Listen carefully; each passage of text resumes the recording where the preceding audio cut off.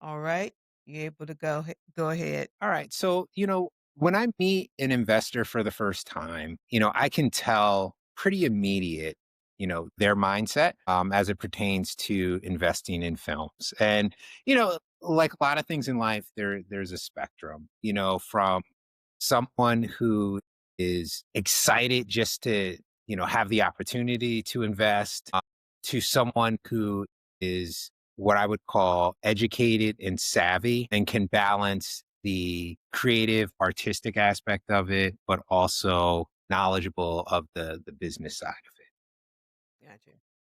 When working with those that invest in content, the bank and usually the investors' thought process and how they're looking at it usually align. They're oftentimes requiring the projects that they're investing in to have the very similar parameters as the bank. So when working with those that are investors, I'm really at the core of it all looking for those that have a very similar mindset. And, having done this and focused on this area for the past 13 years, it's something that I can identify very quickly as to whether this individual or this entity is a good match and ultimately be a good partner. Because at the end of the day, I'm looking to develop long-term relationships and really look at you know, my contribution from the bank and providing debt capital as a true partnership. Gotcha. So what should they have prepared? It seems like you're not the first stop. So what should That's they, ve- if the investor meets content creator, and I know that that varies, but just say your traditional independent film, the investor is already, established as his own business, but jumps into business or creates an LLC with the creator. Should there be anything else that they prepare for or anyone else they talk to first before they come to you and say, "Hey, I'd like to borrow money for this particular project?" yeah, no, Anissa, you hit the nail on the head. More often than not, I'm not going to be the first stop as a source of capital as it relates to financing film projects. Generally speaking, those that are starting out or or it's an independent film, maybe smaller budget, you're going to be looking for, working more with angel investors, perhaps in all equity project. But there are capital providers that are out there willing to work with independents um, and are what I would say more ingrained into the more entrepreneurial side of, or I should say, the more entrepreneurial side of the spectrum as it relates to um, financing films and content. As it pertains to me and typically large financial institutions like the one that I work for, we tend to work with those who already have seasoned, established content that they will use as collateral to gain financing to then create new projects. Or there are some entities that they are in the business of solely going out and purchasing existing content as part of an overall portfolio. We've seen in the last 10 plus years that more traditional investors have started to allocate and invest capital in the entertainment industries, music and TV and film being part of that. And when I say traditional investors, it's, teacher and pension funds that have maybe focused on real estate in the past. And, it's the investor constantly looking for returns, and the entertainment industry's intellectual property has really become another asset class that they could look to seek the returns they're looking. Gotcha. So, is your interaction with an investor usually it's for the long haul instead of, so you're a good place to say, okay, we're going to start the business here. And from that point, they come to you. And this is a high net worth individual, not just someone, but they have everything in line that you want as, credit collateral, all that stuff is there, but Yes. they run into someone and they want to kind of get started. So do you work with royalty purchasing? You make the connections to those investors? You're a good source for that? Yeah, no, absolutely. For those that have or are in control of certain cash flows related to royalty income, whether it be TV film, whether it be music, we are a good stop along what I would call the capital highway to seek us out for potential relationships. And I would say that, to your point, you made a comment a little earlier about operating companies and us being able, it's not just debt that we provide. We can work with somebody who's in the beginning stages. It just may not be in the beginning our ability to lend money to them. But, there's other aspects to a banking relationship, such as, checking operating accounts, the day-to-day, what I would call lifeblood cash management that we are able to do. And our does all of that. So we can be a capital provider on the debt side, but we can also be and provide the traditional banking services for individuals and businesses as it relates to servicing their day-to-day needs. So we're going to switch over because we just came off of the Sound and Screen Finance Forum. Tell me what you thought about it. That I will tell you, First Horizon has been partnering with you on this for the last several years, and each year it just gets better. Really? Thank you. Yes, yes, no. I during and after I rave about it. During the conference, we're sending, text messages to colleagues about who was participating in the panels, who was in the room. And, the one thing that I really enjoy about working with you and the conference is that, Anissa, when you and I met, 5+ years ago, the one thing that we expressed to you was that, we're not the bank that's going to cut huge checks and be the name sponsor in a, more intimate settings where the right people are. And the one thing that I would tell anyone that's listening to this podcast is that, Anissa's magic is being able to curate intimate environments with the right people. You're not walking into a room where there's 1,000 people and you have nowhere to start. You know exactly who's there, and they are people that are decision makers. And that is most important. That's one of the reasons why, we continue to be excited and work with you.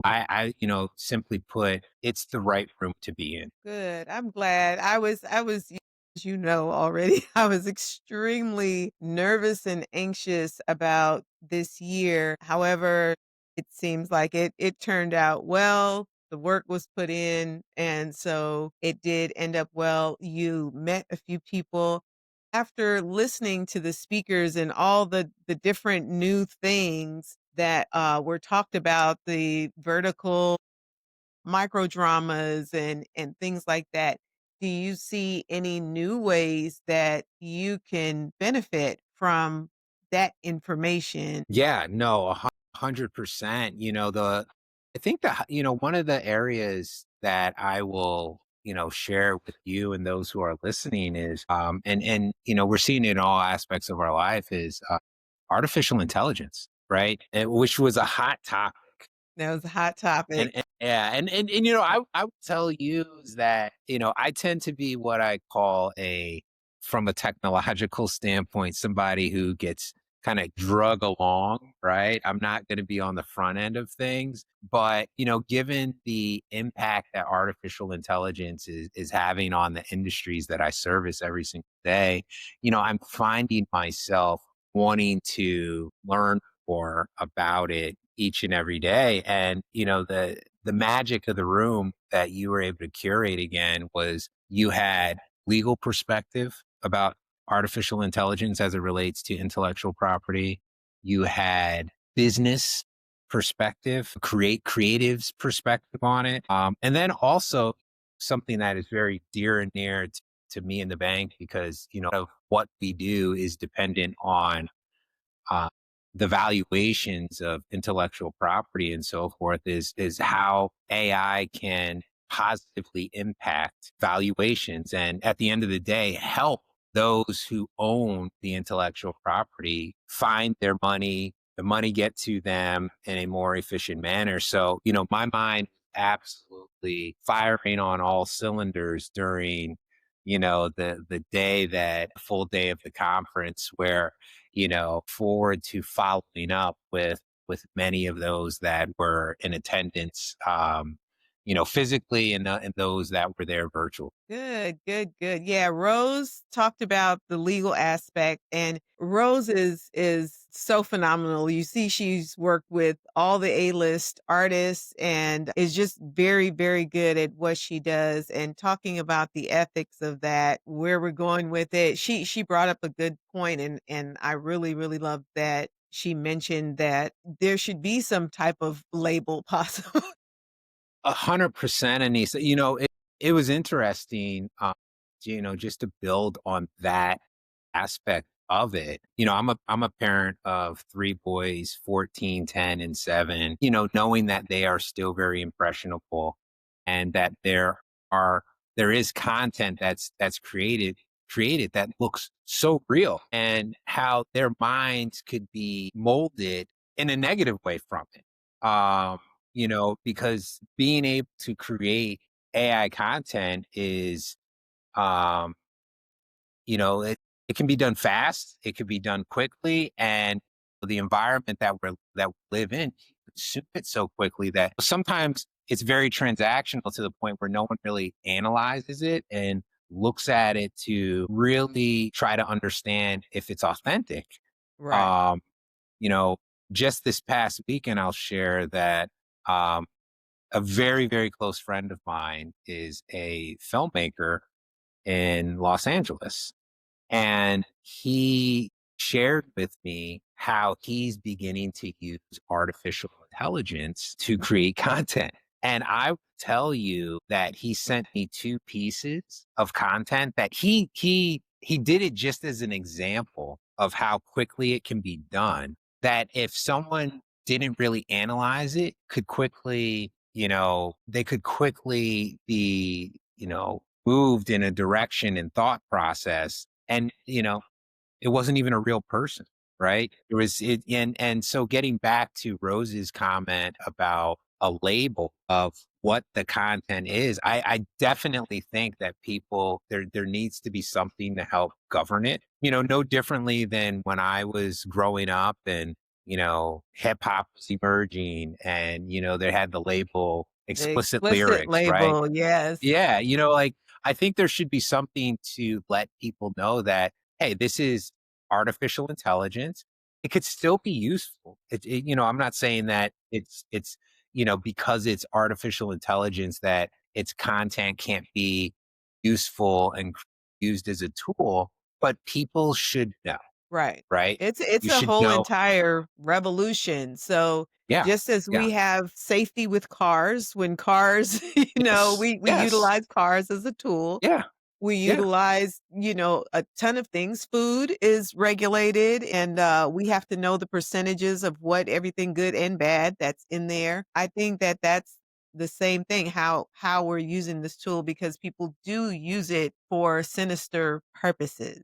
And correct, correct. because of that, you have, like you said, you have children, and if they are growing up with it, they're not able to see that there is a difference. That you can see, you're a generation older than your children, your oldest child, and you're like, "Hey, that's not even real." Like, and you can Yeah, tell, but yeah, sometimes a 14-year-old can't tell, and definitely your 7-year-old is growing up in it, so he won't be able to tell. And obviously, we know that artists are worried about their licensing, and that's a whole entire thing that's happening. But how the new, someone that's just prompting is able to create a whole character that's now signed to something that a 7-year-old might think is a real person. And like, who is the person that owns that? Is it the prompter? Is it the AI software?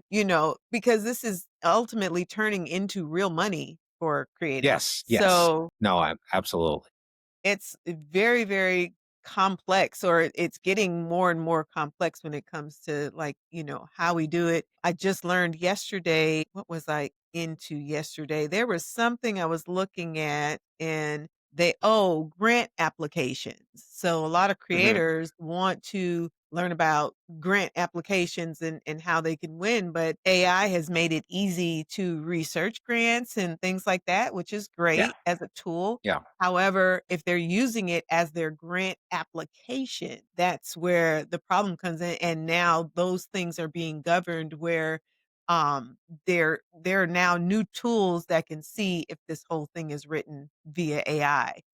And if No, it's 100%. human. Yeah, so that's Yeah, good. That's good to know. At least, you still have to have some brain power in that's your right. writing, so in banking, are they utilizing AI to stop other things, maybe fraud, maybe, to help your customers, because I'm sure customers are affected by things that are going on, good and bad too. Yeah, no, yeah, there's definitely an area of banking that AI can be useful.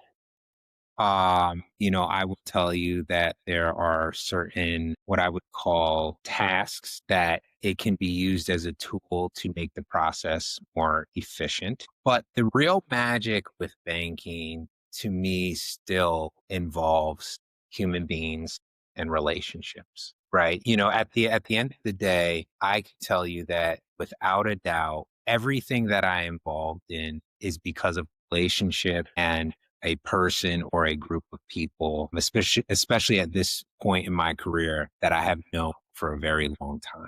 Because there's in every aspect of life, there are certain things that you can't write a law to, you can't write rules to, put a policy around. It ultimately comes down to trust, right? And that's the thing that I want people to understand is that I feel AI is useful. I feel it's a tool. I do not feel it's something that should replace human beings. I feel that there needs to be some parameters put around it to help people also understand that it's not a good thing to just totally go completely the other way with something, right? I think that it should go hand in hand. So yeah, high level, from a banking standpoint, yes, there are areas I think inside of the bank that will allow the banking industry to become more efficient so that we can serve clients better. But at the end of the day, it comes down to the relationship and that should not get lost in all of this. Absolutely.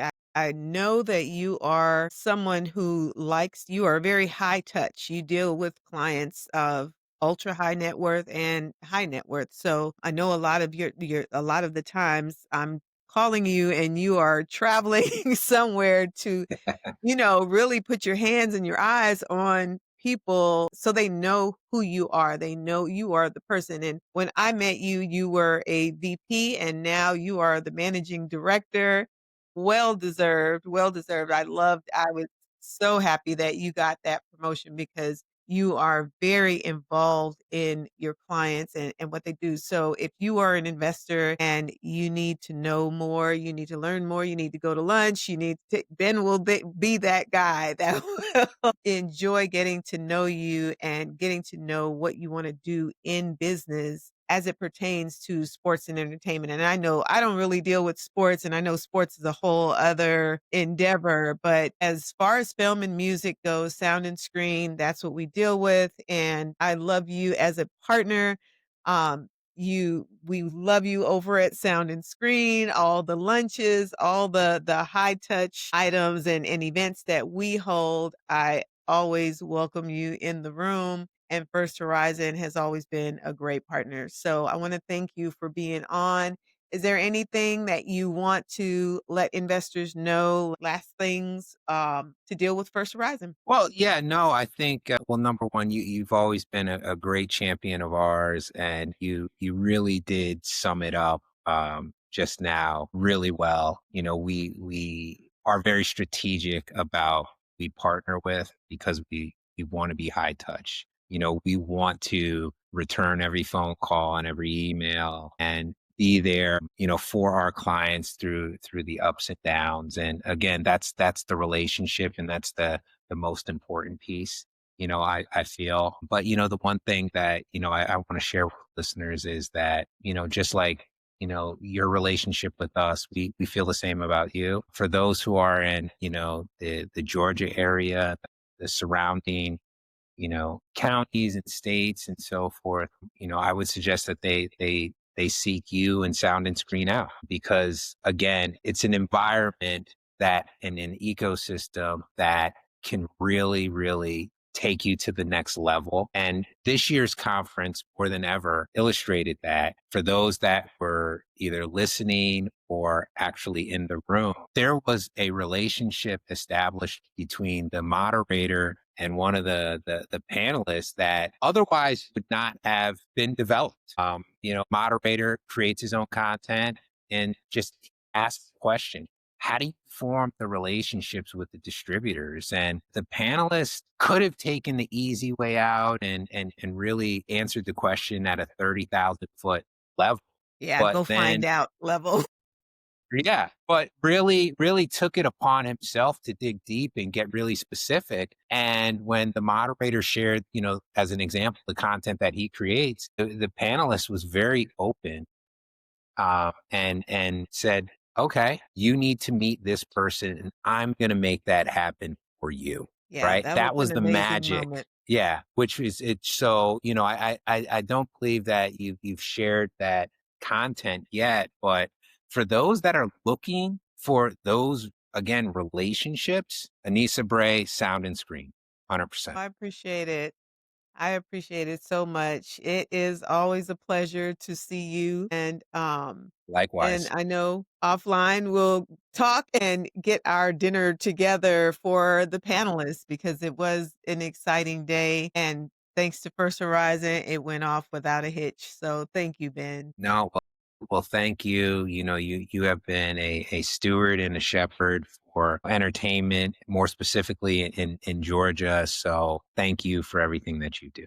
We're happy to Absolutely. All right. We're gonna stop.